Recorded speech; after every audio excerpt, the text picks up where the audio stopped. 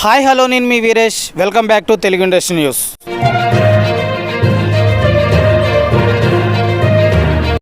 నా వీడియో చూస్తున్న మీకు thank you so much.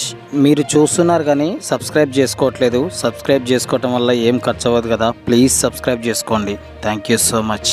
Devara cinema April 5 విడుదల తేదీలో ఎలాంటి మార్పు లేదని టీం అఫీషియల్గా క్లారిటీ ఇచ్చినా 2 రోజుల్లోనే మొత్తం సీన్ మారిపోయేలా కనిపిస్తోంది.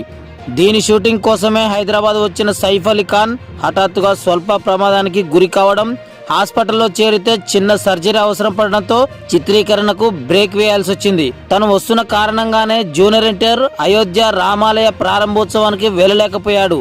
తీరా సైఫ్ బ్రేక్ ఇచ్చినా అప్పటికప్పుడు వెళ్లే పరిస్థితి లేకపోవడంతో వెళ్లాలనుకున్న ప్రయాణాన్ని విరమించుకున్నాడు జూనియర్ ఎన్టీఆర్. ఈలోగా ఏవేవో ప్రచారాలు సోషల్ మీడియాలో జరిగిపోతూనే ఉన్నాయి. ఇప్పుడు దేవర మెడపై 2 కత్తులు వేలాడుతున్నాయి.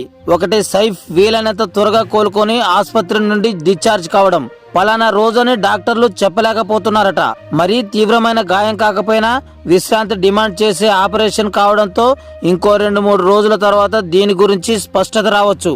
ఇంకోవైపు అనిరుద్ధ్ రవీంద్రన్ పాటల పంచాయతీ తేలలేదు.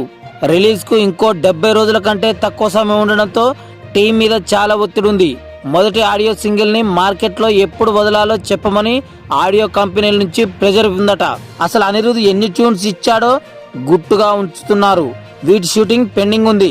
ఏదో ఆషామాషిగా హడావిడిగా పడేందుకు ఇది కమర్షియల్ సినిమా కాదు, పాన్ ఇండియా మూవీ.